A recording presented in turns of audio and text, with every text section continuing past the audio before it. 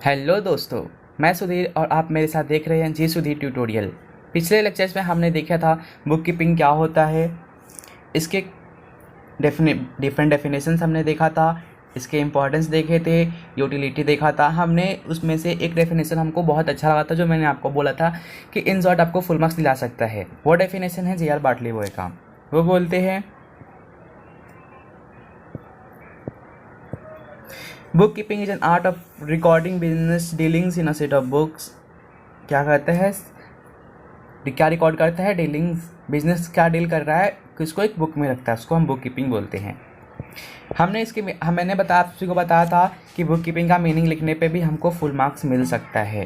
तो देखते हैं बुक कीपिंग क्या था। हमने देखा था कल meaning. Bookkeeping is an art of और science of systematic recording, classifying and summarising the financial correct transactions of business for a particular period. Generally कितने दिन का होता है, 1 ईयर। उसमें मैंने आपको बताया था अकाउंटिंग ईयर कभी से कभी तक होता है। मैंने आपको बताया था अकाउंटिंग ईयर 1 अप्रैल तो कहाँ तक होता है, 31 मार्च होता है। ये हमारा अकाउंटिंग ईयर है। आगे हम आज देखने वाले हैं, हमने फीचर्स ऑब्जेक्टिव्स देखे थे।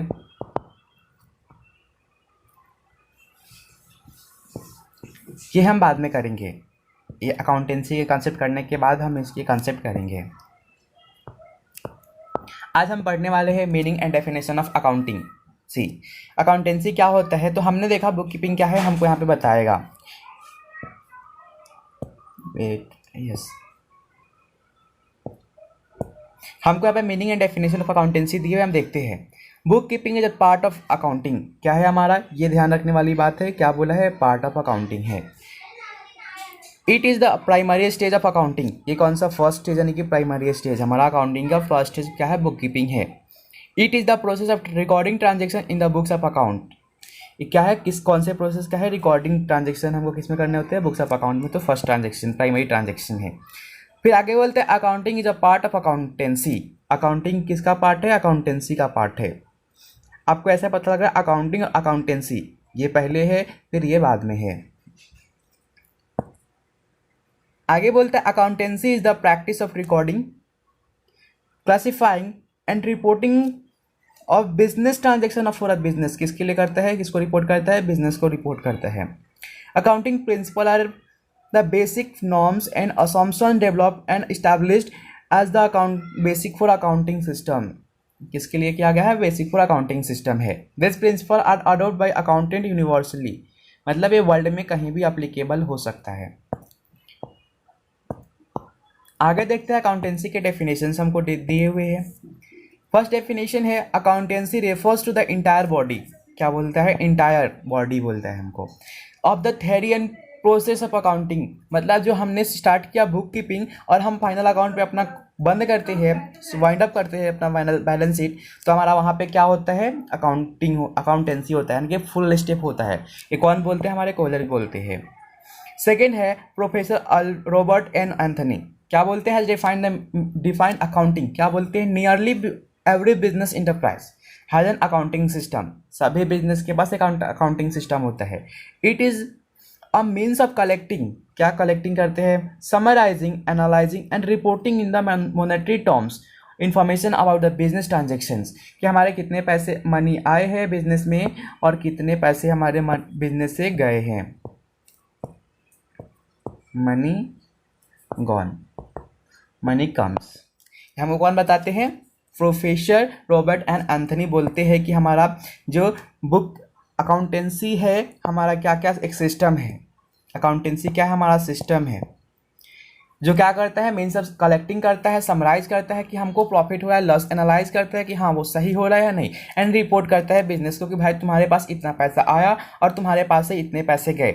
और मॉनेटरी कॉल किसको करेगा, केवल मॉनेटरी यानी कि केवल मनी के टर्म को करेगा। अगर आप चाहे कि B2B हमने जो देखा था बार्टर सिस्टम B2B, इसको बोलते हैं हम C2C, कमोडिटी टू कमोडिटी, जो कि यहाँ पे अप्लीकेबल नहीं होता है। यहाँ पे हमको मनी, गुड्स टू मनी चाहिए, गुड्स टू मनी। हमको कौन बोलता है, बार्टर सिस्टम। हमको क्या बोलता है, अकाउंटिंग टर्म, अकाउंटेंसी बोलता है। आगे हम देखेंगे अब बेसिक मेथड ऑफ अकाउंटिंग क्या है। हमको 3 बेसिक अकाउंटिंग पढ़ने हैं। बेसिस ऑफ अकाउंटिंग क्या क्या है? They are mainly 3 basis of method, 3 method of accounting of common uses. हमको अगर यूज़ करना अकाउंटिंग तो हमको 3 मेथड्स फॉलो करने होते हैं।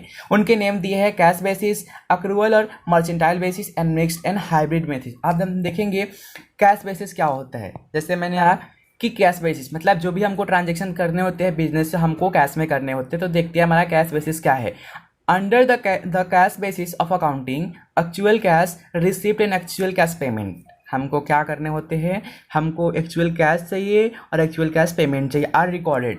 हमने कोई गुड्स क्रेडिट पे खरीदा तो हम इस मेथड में नहीं ले सकते। हमको कैश, अगर हमारे इन हैंड कैश हमको दे रहे या कैश ले रहे तो हमारा वो क्या हुआ, कैश बेसिस हुआ।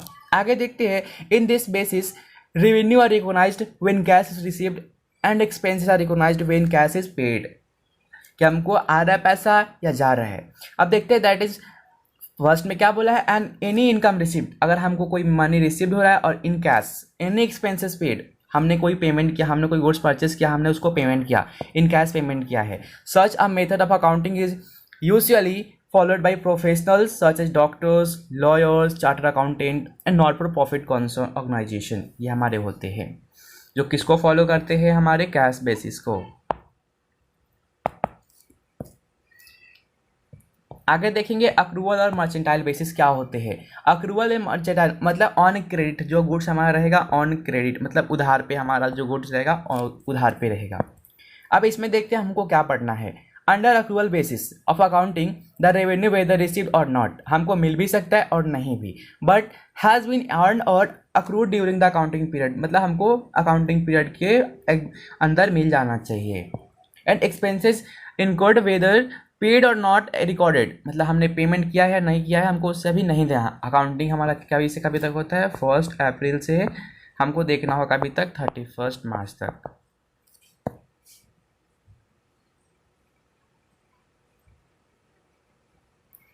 In other words, revenue is recognized when it is earned or accrued and expenses are recognized when those are incurred.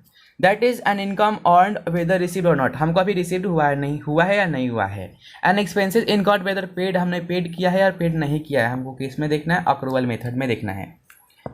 Third आता है मिक्स्ड और हाइब्रिड बेसिस। हमारा मिक्स्ड बेसिस और हाइब्रिड मतलब हमारा दोनों इसमें कॉमन होगा।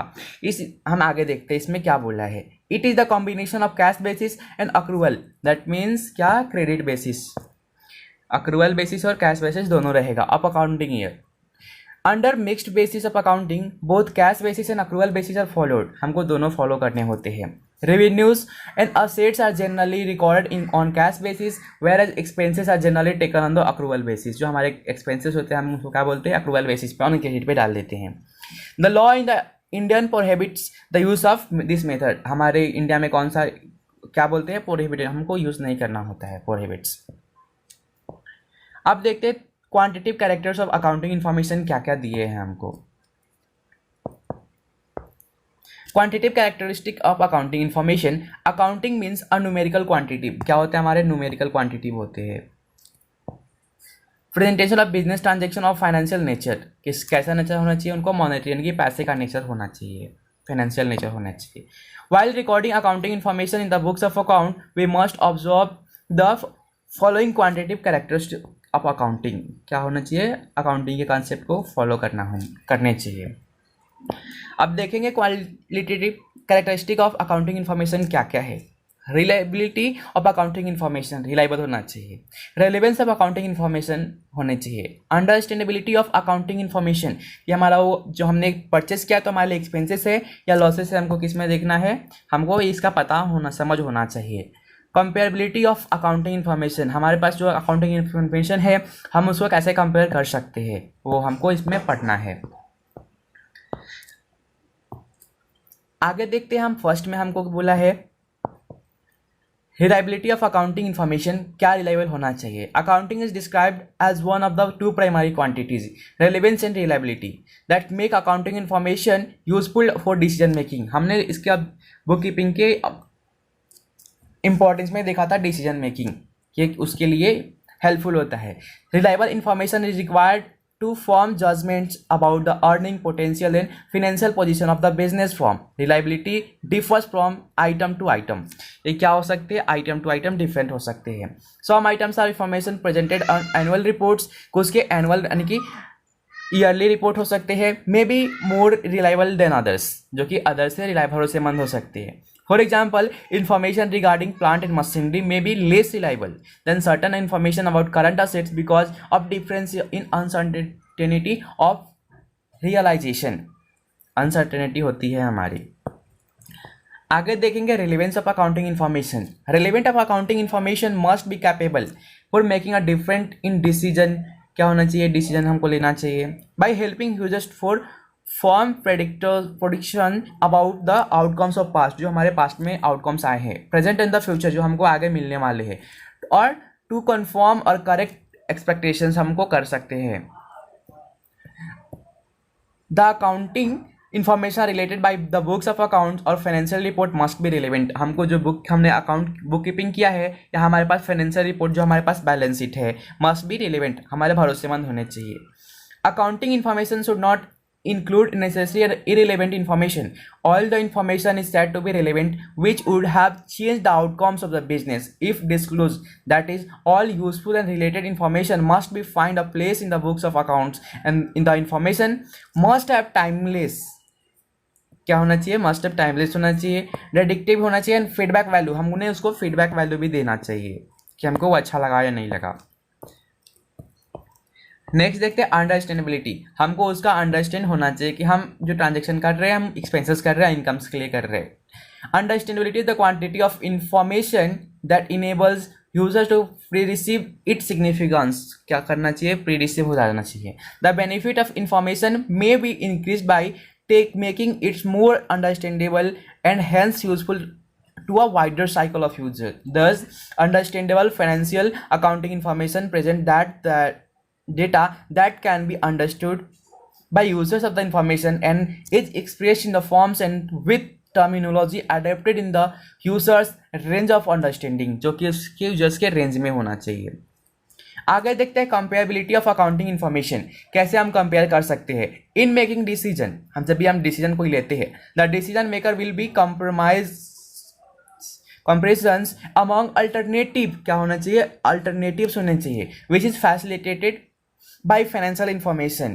Comparability implies to have like thing reported in a similar fashion and unlike good things. क्या होना चाहिए? Similar fashion and unlike things reported differently होने चाहिए. Information if comparable, जो कि हम कंपेयर कर सकते हैं, will assist the decision maker to determine relevant financial strength and weakness.